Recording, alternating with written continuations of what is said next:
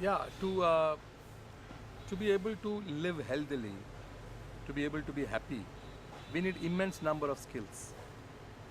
One skill is of studying details of everything, going to the minutest way a thing works, its mechanisms, its methodologies. It could be even intangibles, but studying details of the intangibles. So one of the skill, all the skills come when your mind is clean.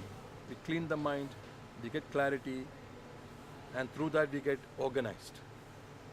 So getting organized is one skill that we need, and each one of us have to strive to get the skills of organizing oneself, or how to process in the mind, accommodating more number of components, including managing the time, including time management, or factoring all the potential variables into few minutes of planning. So this is a appropriate time management to be able to factor more number of variables into the time of planning. So we need the skills of managing time, managing your expressions, handiwork skills, physical skills, many types of skills, understanding about notes of music, or the rhythm of music, or the depth of dimension of vision, the focal points, language skills. So many types of skills are there. One of the skills is organizing skills. Now everybody has a desire to be good, everybody has a desire to express goodness, and everybody feels wanting to deal with goodness. So one of the skills is to organize, and we need to learn to organize goodness. Today the goodness is not becoming organized. There is goodness everywhere, but the goodness is not having one voice. Now the goodness, what we call goodness, needs to get organized. What is goodness? Trusting each other, lack of suspicion among people, lack of doubt, having a very cordial ambience of mutual trust, mutual respect, confidence in each other, brotherhood, that we are all growing up together, that your success is something I can celebrate, and your weakness is something I need to take responsibility for, and your badness is going to impact me harshly. So I need to create that kind of ambience, that kind of environment where cordiality is thriving, and in cordiality we need to organize goodness. Another part of goodness is to be fresh and new. So what you practice today becomes your perfection tomorrow. So today, if you have a habit of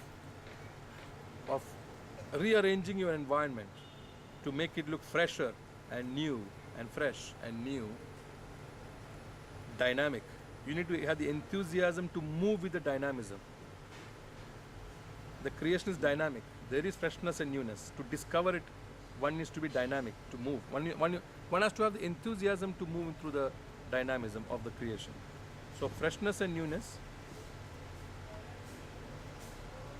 is one part of getting organized into goodness. So we need to put effort to organize the goodness. Therefore, the conflict and the disharmony will become neutralized, diffused.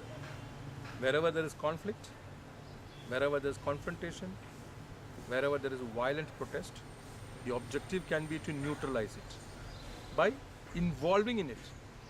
Involving it with the objective of neutralizing it. So once you neutralize it, what happens? More harmony is there, more camaraderie is there, more trust is there, and confidence in each other, and everybody works for common interest, and the ambience become socially progressive. We need to create the ambience. Social progression will already happen provided the ambience is set right. So our objective is to organize goodness, so social progression is there, and the ambience is appropriate for social progression to happen. By throwing into it a lot of freshness, newness, and having enthusiasm to move with the dynamism. Clear? See, actually, it is about the mechanics of the mind.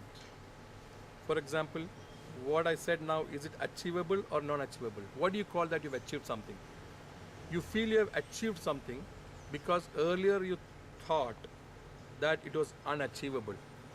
It is your thought that it is unachievable gives you an high, an excitement that you have achieved something.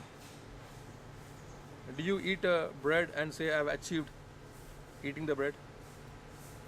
Because you're sure it is a small task.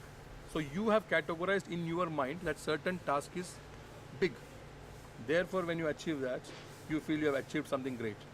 Actually, it is your assumption that the task is great that gives you a high of achievement.